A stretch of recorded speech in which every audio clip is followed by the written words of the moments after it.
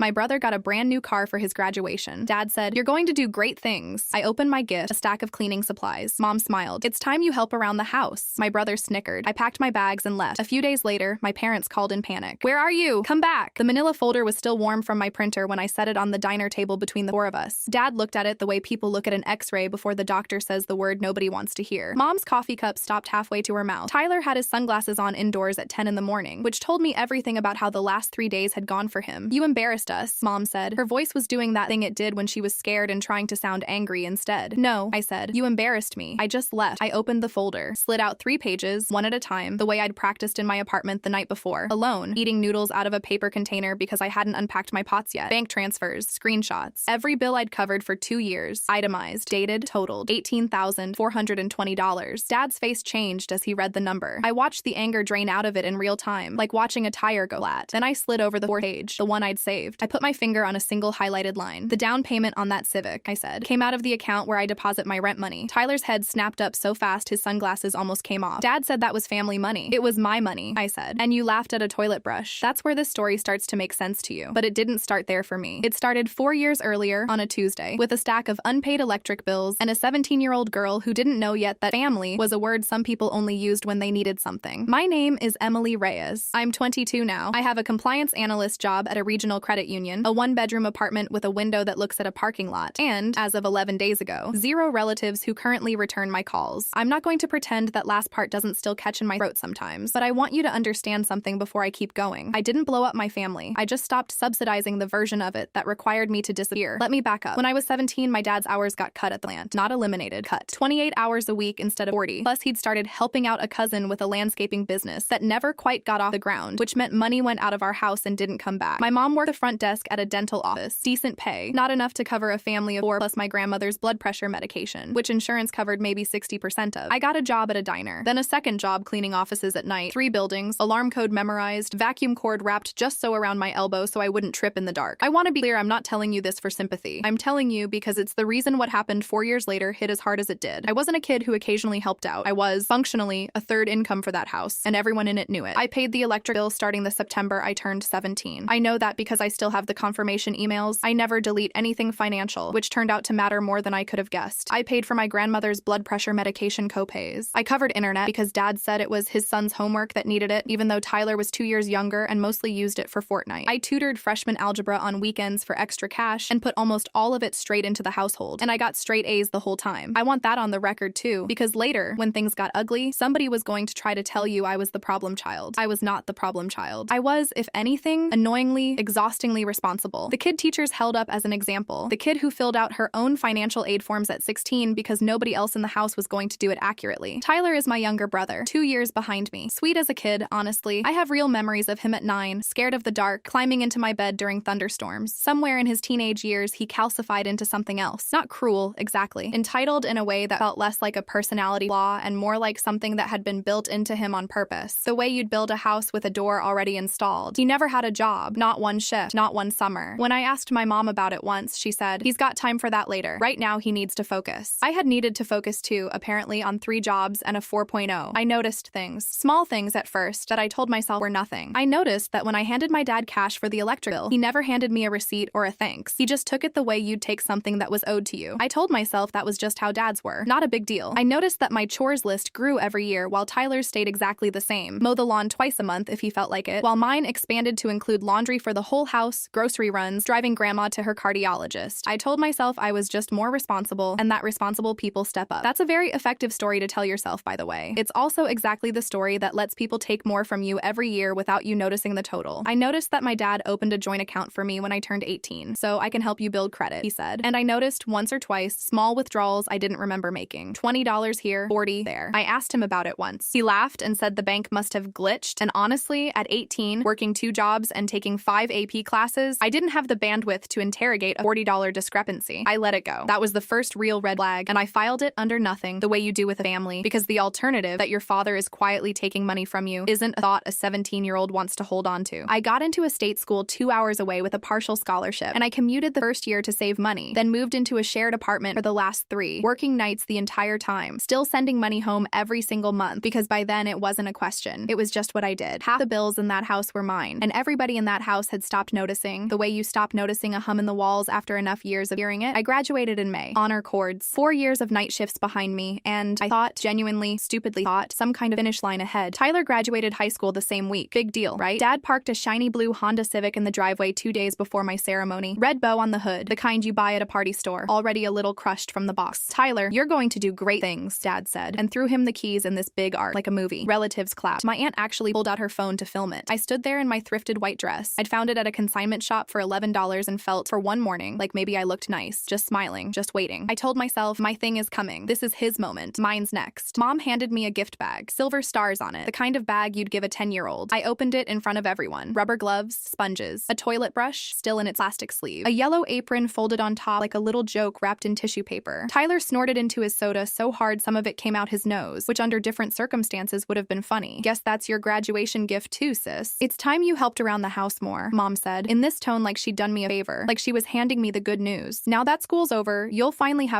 free time. 4 years of falling asleep in lecture halls because I'd worked a closing shift the night before. And the takeaway from that, in my own mother's mouth, was that I'd been on vacation. Dad shrugged when he saw my face. Don't make that face. Your brother needs transportation. You understand sacrifice. Sacrifice. That word again. I'd been sacrificing since I was 17. Groceries, electric bills, grandma's co-pays, all while pulling straight A's. And the person telling me to understand it was the same person who just bought a car with a bow on it for a kid who'd never held a job in his life. Something in me went very quiet and very clear, the way a room does right before a storm actually breaks. I set the gift bag down on the driveway, next to Tyler's new front tire. You're right, I said. I understand sacrifice. Then I walked inside. I want to tell you it felt cinematic, but honestly, it felt mechanical, like my body had been waiting for permission and my mouth finally gave it. I packed 2 suitcases, the same ones I'd used for every dorm move-in and move-out for 4 years. So this part, at least, I knew how to do fast. I grabbed my folder of documents, social security card, birth certificate, my one physical bank statement, my diploma still in its cardboard mailing tube. I walked out the front door while they were still laughing in the driveway, and nobody noticed I was gone until the car was already 3 streets away. 3 days later, my phone lit up at 6:04 a.m. I remember the time because I'd set an alarm for $6 for my first real day of work, and the call woke me up 4 minutes early. Mom's voice, shaking. Emily, where are you? Come back. Everything is falling apart. I didn't call back. I put on my work blouse, navy, ironed the night before, hung on the single hanger in a closet that was otherwise empty, and I went to work. I had a job now, a real one, at a credit union, in their compliance department, reviewing transaction flags for suspicious activity. There is a version of this story where you find that detail funny. I certainly do now. By lunch, I had 27 missed calls. Tyler texted first. Not Mom, not Dad. Did you cancel my car insurance? I hadn't canceled anything of his. That's an important distinction, and I want to be precise about it, because precision is the entire reason this story ends the way it does. I hadn't touched Tyler's policy. I'd only stopped paying for things that were never mine to pay in the first place. Electric, internet, groceries, the family streaming subscriptions. 4 of them. I'd been covering 4 separate services because nobody had ever consolidated. Tyler's phone plan, which I'd been on the hook for since he was 14, and Dad's temporary credit card charges. The ones that were supposed to be paid back within the month and never, not once in 5 years, actually were. I'd also changed the password on the account where my paycheck had been direct deposited for the last year. The joint account my dad had opened to help me build credit. The one with the mysterious $40 glitches. My boss handed me a folder that morning. My first official day. Onboarding paperwork, benefits election forms, the works. I signed my name on the new hire paperwork with a hand that didn't shake once. I noticed the steadiness, like my body was taking inventory of itself and reporting back that everything was, for the first time in a long time, fine. That night, Dad called from Tyler's phone because I think he suspected I might not pick up for his number. I did pick up. I don't know why. Maybe some part of me still wanted to hear him say something that would make this make sense. You need to come home, he said. Underneath the anger, I heard something I hadn't heard from my father before. Fear. Your mother can't manage. The insurance bounced. The electric company sent a shutoff notice. I sat in my new apartment, eating noodles from a paper bowl on the floor because I didn't have a table yet. Small place. One window, facing a parking lot with a busted light that flickered every few seconds. Mine, though. Nobody else's name on the lease. I'll meet you tomorrow, I said. Bring Mom and Tyler. Bring the bank statements, too. Silence on the line. I could hear him breathing. Why would we bring bank statements? He snapped finally. Because I want everyone to see exactly how much I paid while you called me ungrateful. That's the loop that started everything else. Notice, rationalize, evidence, reaction, failed, fix. I'd go through that loop 4 more times over the next 2 weeks before this ever got resolved. And each time it got a little worse, a little more official, a little harder for anyone in my family to pretend it was a misunderstanding. Loop 1 happened the morning after that call, before I'd even gotten to the diner. I woke up at 5 a.m., couldn't sleep past it, and did something I should have done years earlier. I logged into that joint account from my laptop and pulled every statement going back 3 years. I told myself I was just gathering documentation for the diner conversation. That was true. It was also not the whole truth. Some part of me had known for years that if I ever actually looked at those statements in full, I wouldn't like what I found, and I'd been avoiding looking the way you avoid a scale after a long, stressful month. I found the pattern in about 40 30 minutes, and my stomach dropped somewhere around minute 12. It wasn't just the $40 withdrawals. Those were the sloppy ones. The ones from early on when, I think, my dad was testing whether I paid attention. The real money moved differently. Round number transfers, always timed within 2 days of my paycheck landing. 200 here, timed for car insurance, except I didn't have a car. 350 there, memo line blank. A $400 transfer out the same week Tyler had gotten new AirPods, which I remembered specifically because he'd worn them to Thanksgiving, and I'd made a joke about it that nobody laughed at. I told myself, staring at the screen at 5:40 in the morning, this could still be explainable. Maybe he was moving money around for bills and just never told me. That's the rationalization part of the loop. I want to be honest that even with a stack of evidence in front of me, some old, tired part of my brain was still trying to build my father an alibi. Then I found the line item for the Civic's down payment. $2,200, transferred out 14 days before graduation, categorized in the memo field, my dad's own handwriting, essentially, since he'd set up the online banking nickname himself years ago as Family Car Fund. Family Car Fund. I'd never once heard those 3 words in my life until I read them on a screen at 5:45 in the morning in a font from an account that was supposed to be building my credit. My hands weren't steady when I printed that page. I remember that specifically because the printer jammed and I had to pull the paper out slowly so it wouldn't tear, and my fingers were shaking hard enough that it took 2 tries. I called the bank's fraud line that same morning, not to report anything yet, just to ask a question. A representative confirmed something I hadn't fully understood. Because the account was joint, my father could withdraw and transfer freely without my authorization on individual transactions, but closing the account or changing its primary contact information required both signatories, which meant the moment I changed that password, he'd lost the ability to keep pulling from it, but he still, technically, had every legal right to everything he'd already taken while it was joint. That distinction mattered a lot later, and it's the reason a lawyer eventually told me the case wasn't as simple as theft. It was messier than that. Family finances usually are. I tried once to fix it quietly. I texted my dad, we need to talk about the joint account before this goes any further. I have the statements. No answer for 6 hours. Then finally, don't know what you're talking about? Talk to her mother. Failed fix number 1. Loop 2 came at the diner. The scene I opened with. I'd walked in with the folder, hoping, genuinely hoping, even after everything, that seeing the number in black and white would do something. Shame him maybe. Or at minimum, get him to admit it plainly so we could move forward. Instead, I watched him look at $18,420 in verified transfers, and instead of guilt, his face did something worse. It went flat, practiced, like a man rehearsing a defense he'd already prepared before he ever walked in. That money went into this family, he said, tapping the page like it was evidence for him instead of against him. You lived under this roof. You ate the food that money bought. You benefited too. I paid for the food, I said. I paid for the roof. I'm looking at the receipt for the roof right now, Dad. It's in my hand. Tyler pulled his sunglasses off finally, and for 1 second, just one, I saw something crack in him. Not remorse exactly, more like the specific vertigo of a kid realizing the ground he'd been standing on had never actually been there. Dad said that was family money, Tyler said again, quieter, like repeating it enough times might make it retroactively true. I didn't answer. I let the silence do that instead. Tyler turned, slow, like his neck weighed 100 pounds, and looked at our father. Actually looked at him for the first time since we'd sat down. You told me Grandma helped pay for it, Tyler said. You told me that specifically. You said Grandma wanted to help. Dad didn't say a word, and that silence told Tyler more than any argument I could have made. Mom reached across the table and put her hand over Dad's, which I understood in the moment, less as affection and more as damage control, the physical version of stop talking. I gathered my pages, careful, corners aligned. I'm not asking you to pay me back today, I said. I'm asking you to stop pretending this didn't happen. I'll be in touch about the account. Failed fix number 2. Because 2 days later, Dad tried something that made in touch about the account a lot more complicated than I'd planned for. Loop 3 started with a letter, an actual letter paper in my new mailbox from a collections agency regarding a credit card I did not remember opening. Balance, $340. I stood in the hallway of my apartment building holding that letter for a full minute before I could make my legs move toward my own door. My chest did the thing where it feels like someone's sitting on it. I called the number on the letter, and after 25 minutes on hold, I remember because I watched the hold time counter climb like it was doing it on purpose. A representative confirmed the card had been opened 4 years earlier, when I was 18, in my name, with my social security number, at an address that was my parents' house. I asked who the authorized user was. There's no authorized user on file, she said, just the primary cardholder, you. Except I hadn't opened it. I was positive of that in the specific cold way you're positive about very few things. I remembered every account I'd ever opened at 18 because I'd been terrified of debt my entire life, precisely because I'd watched my parents drown in it. I asked her to email me the original application. She couldn't do that directly, but she gave me a case number and told me, kindly, that if I believed this was fraudulent, I needed a police report and, ideally, an attorney, because credit card fraud between family members gets complicated fast, legally speaking, especially with a joint household address. That was the moment this stopped being a family argument and became, technically, an investigation. My hands were shaking so hard by the time I hung up that I dropped my phone on the kitchen floor and the screen cracked in the corner. I remember thinking, with this strange detached clarity, of course it did. Of course something else just broke. I tried the direct route first because I still, even then, wanted to believe there was an innocent version of this. I called my mother. Did you know Dad opened a credit card in my name? Long pause. Too long. He said he was going to tell you eventually, she said. He said it was for emergencies. For the family. Mom, that's identity theft. Don't say that word about your own father. Her voice cracked on father, and I understood in that moment that some part of her had known for years and had simply decided the peace of not knowing was worth more than the truth of knowing. That's its own kind of tragedy, honestly. And I don't say that with zero sympathy. I say it because it's true, and because it's the reason she never once, at any point in this entire story, was the one who called me first with an apology. Failed fix number 3. I hung up and for the first time started looking up actual attorneys instead of just fraud hotlines. Loop 4 is where the professionals come in, and where I want to slow down, because this is the part where the story stopped being just me against my family and became me, plus a small team of people whose entire job was making sure the truth held up under pressure. I found Marisol Chen, a consumer protection and family financial fraud attorney, through my credit union's own employee legal referral program. One small, almost funny irony of working in compliance is you learn exactly which resources exist for situations like this because you've spent your whole first week reading the employee handbook. Marisol had been practicing for 11 years. The last 6 focused specifically on cases involving parents who'd used a child's identity or joint accounts without full disclosure. She listened to the whole thing without interrupting once, which I hadn't expected, and then she said the sentence that changed how I understood everything that had happened to me. This is actually 2 separate legal problems wearing the same family, she said. The joint account is a civil matter, messy but resolvable, because you have documentation and he had signature authority, so it's a dispute over money, not a crime. The credit card is different. If he opened that account without your knowledge or consent, using your social security number, that's identity theft under state law, regardless of who your relationship to him is. Family doesn't create an exception. She brought in Devin Okafor, a forensic accountant she'd worked with on similar cases for the past 9 years, to formally trace and total the withdrawals from the joint account. Not because I didn't trust my own math, but because, as Devin put it on our first call, a number a jury or a mediator hears from a neutral professional lands different than the same number from the person it happened to. Devin spent 6 days going through 3 years of statements and produced something I still, honestly, find a little beautiful in its precision. A single spreadsheet, color-coded, every transfer categorized, time-stamped, cross-referenced against my pay schedule, arriving at a verified total, separate from the credit card fraud, of $19,110 in unauthorized withdrawals over 31 months, not $18,420. Higher. I'd missed some. For the credit card, Marisol had me file an official police report, and that's where Detective Priya Nakamura entered the picture. 16 years with the department, the last 7 specifically in the financial crimes unit. She was blunt in a way I appreciated immediately. I've worked probably 40 cases like this, she told me, in an interview room that smelled like old coffee and printer toner. The pattern is almost always identical. It's never a stranger. It's a parent, and it's almost always the golden child's benefit paying for it. You did the hard part already. You kept records most victims don't have. That's going to matter. She requested the original credit card application from the issuing bank under a formal records request, chain of custody documented, and it came back 3 weeks later with a signature that was not mine, on a form that listed my information but had been submitted through an IP address that resolved to my parents' home internet, the same internet connection I'd been paying for since I was 17, which felt, when Detective Nakamura told me that specific detail, like some cosmic joke I didn't especially want to laugh at. I want to be honest that not every official I dealt with was on my side automatically. The bank's initial internal fraud reviewer, not Detective Nakamura, a different woman at the issuing bank itself, pushed back hard for almost 2 weeks, insisting that because the address matched and the relationship was familial, this looked more like an authorized user dispute than true identity theft, and that I might be exaggerating a family disagreement into a police matter. It was Devin's forensic report and Detective Nakamura's records request together that eventually forced a reversal. The IP address alone wasn't enough, but combined with the forged signature and Devin's documented pattern of unauthorized transfers building an unmistakable financial profile, the bank's own fraud department reclassified the account as fraudulently opened and zeroed the balance, removing it from my credit report entirely. Failed fix number 4, in a way, belongs to my father, not me, because in the middle of all this, he tried one more thing. He called my grandmother. Loop 5 and the crisis peak all happened inside about 36 hours, which is still the most exhausting day and a half of my entire life. My grandmother, Rosa, is 74, sharp as anyone I know, and the person my father had apparently told Tyler had helped pay for the Civic. Turns out my grandmother had said no such thing. My father had asked her months earlier for a loan toward helping the kids with a car, and she'd said clearly that she didn't have the money to spare and he should figure something else out. She called me the day after the diner, furious in that quiet, dangerous way that reminded me exactly where I got my own temperament from. He used my name to lie to your brother, she said. I want you to know that I never gave him a cent for that car, and I want your father to hear me say it. I had 24 hours before a scheduled mediation session Marisol had arranged, and attempt her idea to resolve the joint account dispute without a drawn-out civil suit, since Marisol felt, correctly it turned out, that my father would fold faster in a structured room with a mediator present than he would in front of a judge, where he'd have more time to build a defense. 24 hours, and in the middle of them, the bank's fraud reviewer had also texted saying she needed one more document from me by end of day, or the identity theft claim would be delayed delayed another review cycle. A whole extra month of that fraudulent balance sitting on my credit report while I tried to qualify for my own apartment's lease renewal. It was tonight or never, essentially. I had the mediation the next morning and the document deadline that same evening, and I remember standing in my kitchen at 9 p.m., laptop open, phone in my other hand, hands actually shaking now, not steady at all, thinking, I have gone through my entire life being the responsible one so that exactly this kind of night would never happen to me, and here it is anyway. I got the document sent by 10:52 p.m., a notarized statement, which meant finding a 24-hour notary service near a hospital, because apparently that's the only place open that late on a Tuesday, sitting in a fluorescent-lit lobby at 11 p.m. next to someone's family waiting on surgery news, which put my own crisis into a perspective I didn't ask for but needed. I did not sleep that night. I kept running the mediation in my head, every version of how my father might try to spin it, every counter I'd need ready. The mediation happened the next morning in a small conference room that smelled like carpet cleaner, with a court-appointed mediator named Frank Delgado, 22 years mediating financial and family disputes, sitting at the head of the table like he'd seen every version of this exact scene 100 times before, because he probably had. Devon's forensic spreadsheet went on the table. Detective Nakamura's records request, documenting the fraudulent credit card and its resolution, went on the table. My grandmother's notarized statement, confirming she'd never contributed $1 toward the Civic, went on the table. My father tried for about the first 10 minutes the same flat, rehearsed defense from the diner. Family money. She benefited too. Sacrifice. Frank Delgado let him finish, then said one sentence that ended the argument more completely than anything I could have said myself. Sir, I'm looking at $19,110 in documented transfers from an account your daughter funded, plus a credit card opened in her name without her knowledge, and a statement from your own mother contradicting the story you told your son. At this point, family isn't a legal category. It's just a word. What matters in this room is whose name is on the money. My father didn't have a rehearsed answer for that. I watched him not have one in real time, and there was no satisfaction in it the way I'd imagined there would be back when I first started printing statements at 5 in the morning. Mostly I just felt tired and a little sad in a way I hadn't expected. The mediated settlement, because Marisol had structured it as a civil resolution rather than pushing for full prosecution on the joint account matter specifically, given my father's age and lack of prior record, and because I told her honestly I didn't want to see him in prison, just accountable, required repayment of the $19,110 in structured monthly installments over 3 years, enforceable as a civil judgment if he missed 2 consecutive payments. The identity theft credit card matter stayed separate and criminal, since that one Detective Nakamura and the DA's office weren't willing to let slide regardless of what I wanted, and it resulted, 5 weeks later, in my father accepting a plea to a reduced charge, misdemeanor identity theft, rather than the felony version, given, again, no prior record, with probation, mandatory restitution already covered under the civil judgment, and a permanent record that will follow him if he ever tries. This again with anyone. My mother wasn't charged with anything, because there was no evidence she'd opened or authorized the card herself, but something in our relationship never fully came back from the moment she told me not to say the word theft about my own father. I think she knew, on some level for a long time, and chose comfort over confrontation, and I understand why. I even have some compassion for it, but I don't think I can build the same kind of trust back on that particular foundation. We talk now, carefully, maybe once every couple of weeks. Tyler is the one who surprised me most. About 6 weeks after the mediation, he showed up at my apartment, first time he'd ever seen it, holding a 6-pack of the good root beer, the kind I used to buy him as a treat when we were kids and money was tight. I didn't know, he said, standing in my doorway, not quite looking at me. I want to say I did and just didn't care, because that would almost be easier than admitting I just never checked. I never once asked where anything came from. Not the car, not the internet bill, nothing. I know, I said. And I did know, actually, in a way I hadn't been able to access sitting across from him at that diner table. He hadn't built a lie. He'd just lived comfortably inside one someone else built for him, the way you can live in a house for years without ever checking who's paying the mortgage. He got a job 3 weeks after that. Warehouse work, decent pay, nothing glamorous. He still drives the Civic. I told him honestly I never wanted it repossessed or sold off out of spite. That wasn't ever the point for me. But he pays his own insurance now, and every month he transfers me $40 toward it, unprompted, which is such a strange, small, specific number that I know exactly what he's doing with it, and I let him keep doing it because I think he needs to. My grandmother and I talk every Sunday now, longer calls than we used to have. She told me a few weeks ago that she was proud of me, and then immediately followed it with, "Though I wish it hadn't cost you your whole family to get there," which is about as honest and unsentimental as she's ever been with me, and I loved her more for it, not less. I still have the toilet brush, actually, still in its plastic packaging, sitting on a shelf in my closet. I haven't decided if I'm keeping it as a joke or as a reminder. Maybe both. Maybe the difference doesn't matter as much as I used to think it did. What I know for certain is this: nobody ever handed me anything with a bow on it. I built the version of my life that has my name on the lease, my name on the account, my name on the diploma still in its cardboard tube. Every part of it I paid for myself, twice over technically, since apparently I'd been paying for parts of theirs too without knowing it. Turns out that's the only kind of ownership nobody can quietly transfer out of your account in the middle of the night.